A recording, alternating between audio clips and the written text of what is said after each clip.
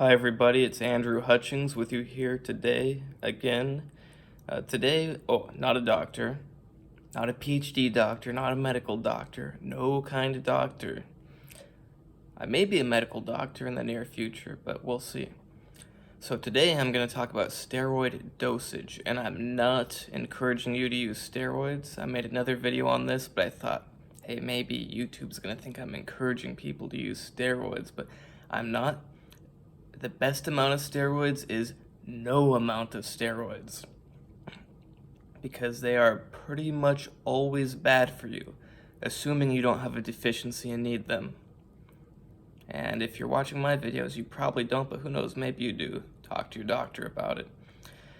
So the other day I was in my grandfather's clothing store reading the book that Franco Columbo gave him, because I went to go see Franco, I don't know how many years ago, probably 4 years ago or so, when my left arm, which I'm holding my phone with, was all messed up. Maybe I don't like that angle too much. So I'll continue to hold it. So basically I went to Franco, he told me some things to do, but I was too injured at the time to really do them, so I didn't go back to him. I wanted to go back to him. Sadly, he died. But I recommended him to my grandfather's store, and long story short, he got a custom suit, and he gave him his book. And I was looking through his book, and I noticed that it says the best dosage for steroids. And I don't think he specified for which steroid, but he told me in person Dianabol is the one to stick to.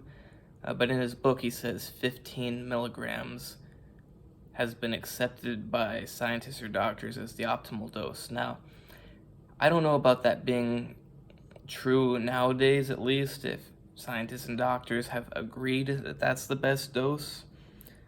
But it does go to show you that he personally, at least, preached low doses. And it makes sense because Dianabol, methandrostenolone, it is more anabolic than testosterone. Who knows exactly how much more anabolic it is, but studies show it to be like 50% more anabolic, roughly.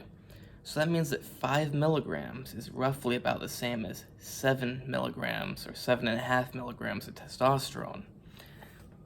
Now, on average, most people only produce like 7 milligrams of testosterone per day, meaning that 5 milligrams of Dianabol would be a replacement dose anabolically. Now, not androgenically. It's not going to replace all the androgenic properties of testosterone at that dose. But in terms of the anabolic effects, you can replace your natural anabolic effects with about 5 milligrams of Dianabol, meaning that 15 milligrams is like 3 times more anabolic activity than you normally have going on. That's not bad, 3 times more. I mean, wouldn't you love it if your testosterone could go from, say, 600 nanograms per picoliter to 900? That's a big difference, and that's only a 50% increase. Imagine if it went from 600 to 1800. You'd be like, whoa, that's amazing. So it's pretty, can you believe that people take 80 to 100 milligrams of Dianabol per day? Like 20 times more anabolic activity than you would naturally have? Does that sound quite right to you, that you would need 20 times more anabolic activity to make muscular improvements? You don't need 20 times more. Even a doubling of your anabolic activity would be great. Now, doubling it's probably not going to make you Mr. Olympia, but then again, drugs in general aren't going to make you Mr. Olympia. Hard work and dedication, plus a little bit of performance enhancers, is what's going to make you Mr. Olympia. And genetics. So yeah, Franco in his book recommends 15 milligrams. When I talked to him in person, he said that like just a little bit of Dianabol is the best. I asked him, well, what do you think about like oxandrolone, Anavar? And he didn't talk about it or anything. He just went straight back to Dianabol and said that that's the best one. And so yeah, people take like testosterone replacement doses like 250 milligrams per week, and it's like, wow. I mean, that'd be a cycle for me, and these old guys are taking that 250 milligrams of like test E and enthate.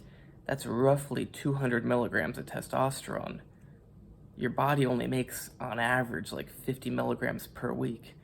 So if you're getting 200 per week, that's 4 times more. That's a lot. I mean, that's even more than 15 milligrams of Dianabol per day. So yeah, dosages, somehow they've gotten very inflated. Maybe because people think it's the key to success, just more drugs. But it's not. I mean, I know I can't know for sure. Maybe these Mr. Olympias, well, I mean, I think they probably are taking pretty large doses, but the point is that, now, let's just not speak for Mr. Olympias, because they're a class of their own. They're not like me, they're not like you, they're not like 99% of people watching this. But for normal people, if you were to take steroids, take it in some sort of reasonable dose. And never take steroids, I'm not saying to do them, but like 100 milligrams of D-ball, that's insane. Like I said, 5 milligrams is equivalent to your natural production if you average things out. 100 is just absurd. So unhealthy, so overkill. And then you have things like oxandrolone. People think, oh, it's so weak, it's a girl steroid, you gotta take like 100 milligrams of that a day too. Oxandrolone's been shown to be like 6 times more anabolic than testosterone. So if you take 10 milligrams of that a day, you're doing pretty good. Now, it's 6 times more anabolic on paper. It doesn't necessarily mean that that 1 milligram is going to be, or 1.2 milligrams is going to be about the same as your normal testosterone anabolic effects that you normally have. But it does mean that it's pretty I mean, there are examples like Halo Test, and it says it's super anabolic on paper, and it's not anabolic at all. But so disregarding that, it's kind of besides the point that even a steroid like Anavar, which people call a girl steroid, which is completely inaccurate. It's only accurate in the fact that girls can take it at low doses without side effects. But even a low dose of Anavar is going to do you a ton of good. Like imagine, and it takes a while for your natural testosterone to decrease. If you have your natural testosterone and then you add on like that same equivalent of anabolic activity, so now your anabolic activity is doubled, you're going to make a lot of progress. And if your testosterone has gone down from taking the stuff, that's when the test base comes in and you replace your lowered testosterone with exogenous testosterone.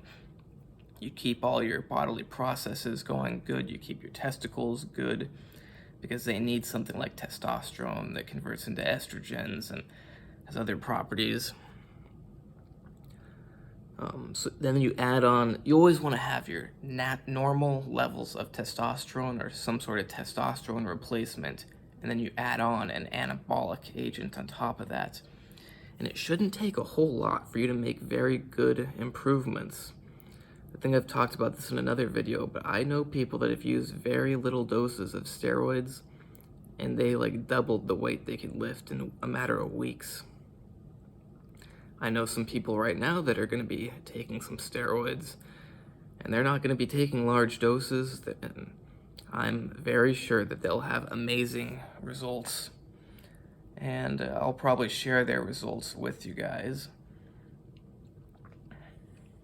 So what else? Lesson of the day: these doses people are taking as steroids are irresponsible, dangerous, and overkill. If you're gonna make $1 million from taking it, then maybe it's justifiable. But if you're just trying to get in a little bit better shape, just take a little bit, give yourself a little boost. I mean, you're still gonna have more anabolic activity going on than the guy with the best genetics in the whole world, natural. Doesn't mean that you'll look better than him, but you'll have more anabolic activity going on. So you'd be pretty hard-pressed to find anyone that naturally has the same anabolic activity as, say, 15 milligrams of Dianabol a day. That's a lot. It seems like nothing. It's like, oh, that's a baby dose. It's really not. Yes, it's small compared to what some people take, but it's not a small dose. It is very significant. So I hope if you ever take steroids, and I'm saying you should never don't take steroids at all, because they're always unhealthy unless you have a deficiency and you need them, or if you got your whole body burnt and you need them to help you heal and lower the immune response. Because believe it or not, they do actually lower the immune response in those kind of cases. They decrease the cytokines and other inflammatory markers. But just keep the doses small. They still work, still highly effective at low doses. Higher doses just doing a lot of organ damage. Please like and subscribe. Oh yeah, and also supposedly, and who knows if this is true or not, but back in like Arnold's day, supposedly they only took like 100 milligrams of Primobol in a week and 15 milligrams of Dianabol a day. So please like and subscribe.